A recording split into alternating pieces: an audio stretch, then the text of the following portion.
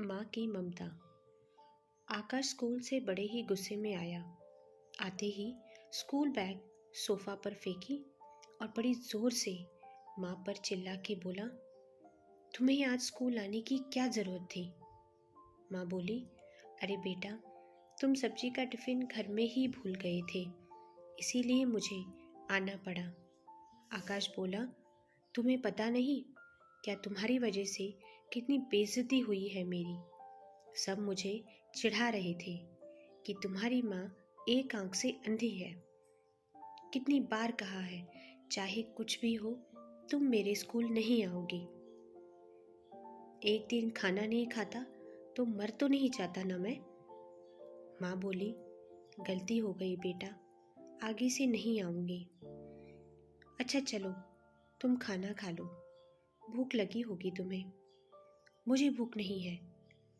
और वो बार बार अपनी माँ से कहे जा रहा था कि तुम अंधी हो, तुम अंधी हो। फिर भी माँ ने अनदेखा और अनसुना जैसा बर्ताव किया। माँ ने आकाश को अपनी जान से भी ज़्यादा प्यार किया, पढ़ाया लिखाया, और जिसका नतीजा ये हुआ कि आकाश स्कूल में फर्स्ट आया। स्कूल की तरफ से आदर्श विद्यार्थी का पुरस्कार आकाश को मिलने वाला था। जैसे ही वो तैयार होकर जाने के लिए निकला, माँ ने पूछा, बेटा मैं आ सकती हूँ क्या? वो बोला, तुम एक आंख की हो, तुम मत आना। ये सुनकर माँ मन ही मन रोने लगी। बहुत दुख हुआ उसे, लेकिन जहर का घूंट पीकर रह गई। लेकिन ये उस बुद्धिमान और होशियार लड़के को दिखाई नहीं दिया। इतना सुनने के बाद भी माँ से रहा नहीं गया और स्कूल में सबसे पीछे जाकर खड़ी हो गई। अपने बेटे को सम्मान मिल रहा है, ये देखकर वो फूली नहीं समा रही थी। घर आकर वो आकाश से बोली, बेटा मैं तुम्हारा फंक्शन देखने आई। अपनी माँ की पूरी बात सुने बिना ही वो गुस्से में चिल्ला के बोला, क्या? मैंने तुम्हें मना किया था ना, फिर भी तुम मानी नहीं। क्यों आई तुम वहाँ? उसे माँ का प्यार नज़र ही नहीं आता था। उसकी बुद्धिमत्ता को स्कूल के विषय तो समझ में आ रहे थे, पर माँ की ममता समझ नहीं आती थी। ऐसे ही दिन बीत गए। आकाश की शादी हो गई। एक दिन उसकी पत्नी उससे बोली, अगल बगल वाले लोग मुझसे कहते हैं कि तुम्हारी सास एक आंख की है और ये मुझे सहन नहीं होता। कुछ दिनों बाद आकाश अपनी माँ से बोला, तुम अंधी हो इसीलिए लोग हमें बोलते हैं, और तो और मेरी पत्नी को भी सुनाते हैं। इसीलिए हम ये शहर छोड़कर दूसरे शहर जा रहे हैं। दूसरों के घर के जूठे बर्तन साफ करके, अपने जेवर गिरवी रखकर जिस बेटे को इतना पढ़ाया लिखाया, आज वही बेटा उस माँ को छोड़कर दूसरे शहर रहने चला गया। 10 साल बीत जाते हैं बेटे को गए हुए। एक दिन वो बीमार पड़ जाती है। पड़े पड़े वो सोचने लगती है कि पता नहीं कब मुझे भगवान का बुलावा आ जाए। जाने से पहले एक बार पोते पोतियों का मुंह देख लूँ तो चैन से मर सकूंगी, लेकिन बेटे बहू की बातें याद आती हैं कि तुम अंधी हो, एक आंख की हो, और बच्चों से मिलने का ख्याल निकाल देती है, पर मन कहाँ मानता है। वो निकल पड़ती है बेटे से मिलने। बेटे के घर पहुंचती है तो देखती है कि उसके पोते पोती खेल रहे होते हैं।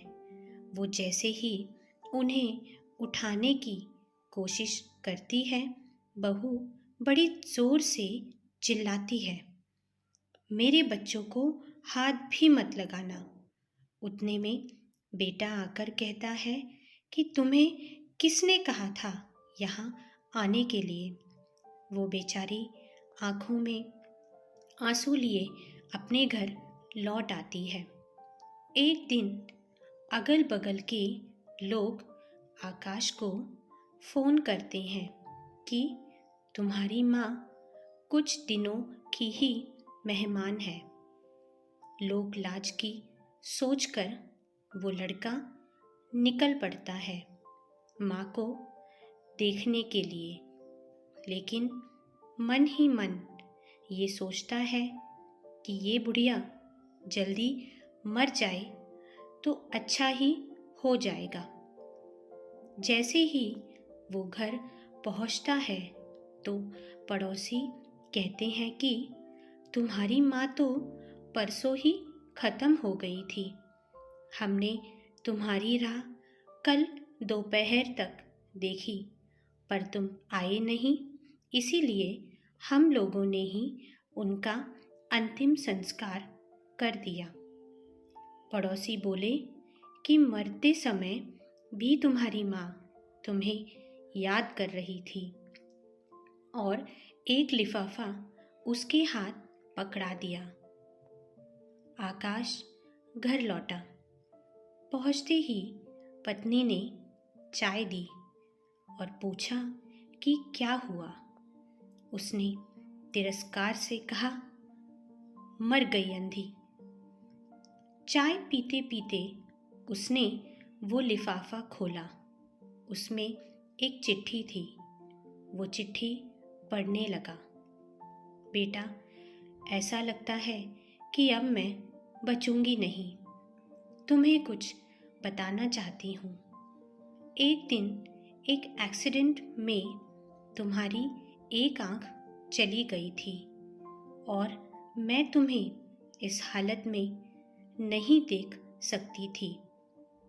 तुम्हारे पिताजी ने सारे रिश्तेदार दोस्तों से पैसे उधार लेकर बहुत कोशिश की, लेकिन आँख नहीं दे सके। फिर मैंने तुम्हें अपनी एक आँख दी। तुम्हारी दूसरी आँख देखकर मेरी एक आँख में आंसू आ गए। बेटा, हमेशा खुश रहो, सुखी रहो। बस फिर क्या था। आकाश जोर जोर से माँ माँ कहकर चिल्लाने लगा। माँ, तुमने अपनी एक आँख देकर खुद एक आँख से अंधी हो गई। एक बार भी तुमने मुझे ये बात क्यों नहीं बताई माँ? माँ, हो सके तो मुझे माफ़ करना, मैं तुम्हें कभी समझ नहीं पाया। वो फूट फूट कर रोने लगा, लेकिन उसके ये शब्द, उसकी ये माफ़ी सुनने के लिए उसकी माँ अब इस दुनिया में थी ही नहीं। दोस्तों, कहते हैं कि जो चीज़ अपने पास होती है उसकी हमें कदर नहीं होती, और जब वो चीज़ हमारे पास से दूर चली जाती है तब हमें अपनी गलती का एहसास होता है, पर तब तक बहुत देर हो गई होती है। इसीलिए हमें अपने भगवान रूपी माँ बाप का सम्मान करना चाहिए, क्योंकि हमें खुद नहीं पता रहता कि हमारे लिए उन्होंने क्या कुछ नहीं किया, और बाद में जब आकाश की तरह हमें अपनी गलती का एहसास होता है तब तक बहुत देर हो चुकी होती है। इसीलिए समय रहते अपने माँ बाप का सम्मान करो, उनकी इज्जत करो और उनकी खूब सेवा करो, क्योंकि भगवान का दूसरा रूप ही माँ बाप है। दोस्तों, उम्मीद है आपको ये कहानी पसंद आई होगी। धन्यवाद। और कहानी अच्छी लगी हो तो चैनल को लाइक और सब्सक्राइब ज़रूर करना। धन्यवाद।